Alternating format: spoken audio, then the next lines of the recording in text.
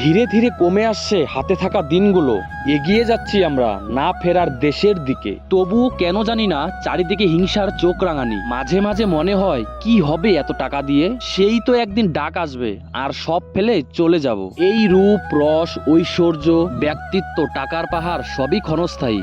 যেটা চিরস্থায়ী সেটা হলো তোমার করা কাজ, পদক্ষেপ, যা সমাজের ভালো দিক বয়ে আনবে, যা তোমার অনুপস্থিতিতেও তোমাকে মানুষ স্মরণ করবে। তাই যদি একটু ভালো কাজ করি তাহলে ক্ষতিটা কি? টাকা টাকা নিয়ে পাগল হয়ে পড়ার দরকার নেই। যেইটুকু দরকার তার থেকে যদি বেশি আশা করো হয়তো হবে, কিন্তু মনে শান্তি কমে যাবে। পরিবারের সাথে প্রত্যেকটা মুহূর্ত উপভোগ করা থেকে বিরত থাকতে হতে পারে। তাই এখন আর টাকা নিয়ে এত চিন্তা করি না। এখন নিজের শরীর, পরিবারের মানুষজন, বিশেষ করে মা, বাবা, দাদু, দিদা, এদের সাথে সময় কাটাতে পছন্দ করি, বেশি পছন্দ করি।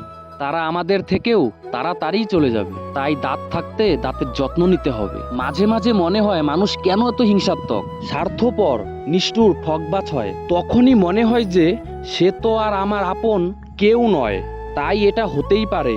এই নিয়ে না কষ্ট পাওয়া ভালো। যাই হোক, জীবনে অনেক প্রতিকূলতা আসবে, তবে মনের শক্তি হারালে চলবে না।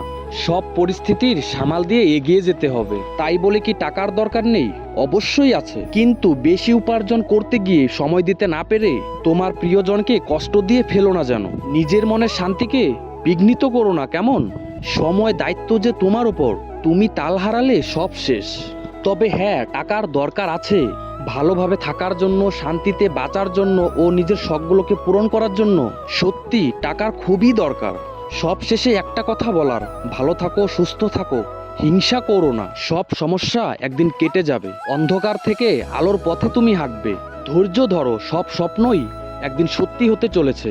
আমি শুভ, তোমাদের ছোট ভাই, কারোর বা দাদা হতে পারি। একটা কথাই বলবো ভাই, তোমাকে অনেকে অনেক কিছুই বলবে, কোনো কথায় কান না দিয়ে নিজের স্বপ্নের প্রতি একাগ্র চিত্রে ও নিজের কঠোর পরিশ্রমের মাধ্যমে অবিচল থাকো। স্বপ্ন সত্যি হবেই।